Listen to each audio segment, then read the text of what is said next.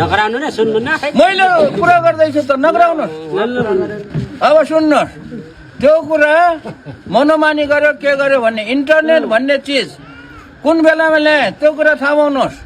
Internet भन्ने चिज एकदम सुन्नुहोस्, कुन बेलामा ल्याए त्यो कुरा सुन्नुहोस् न। जुन बेलामा नेपालको यो गाउँ गाउँमा मोबाइल भन्ने आएकै थिएन, इन्टरनेट भनेको के हो जनताले सुनेको पनि थिएन। अनि इन्टरनेट भनेको के हो जनताले त के सरकारलाई पनि थाहा थिएन।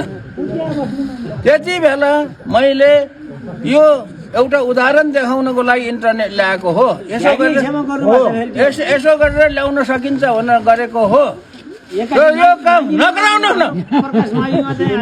नगराउनु न सुन्नु न मैले कुरा गर्दैछु त नगराउनुहोस्। तपाईँले त बिथोल्न गरे जस्तो कुरा गर्नु।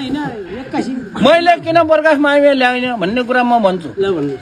त्यति बेला यो बागलुङको मान्छेमा बिनीको मान्छेलाई कसैलाई इन्टरनेट भनेको के हो थाहा थिएन। मैले चाहिँ के गरेँ भन्दाखेरि त्यति बेला एउटा उदाहरण दिएको हो।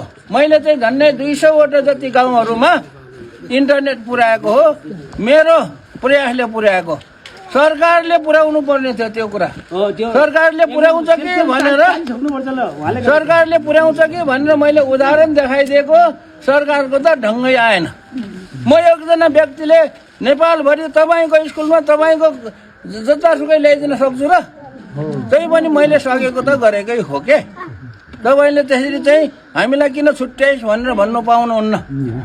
बुझ्नुभयो नि? उति बेलाको जमाना अहिलेको जमाना होइन, 25 वर्ष अगाडिको कुरा हो त्यो।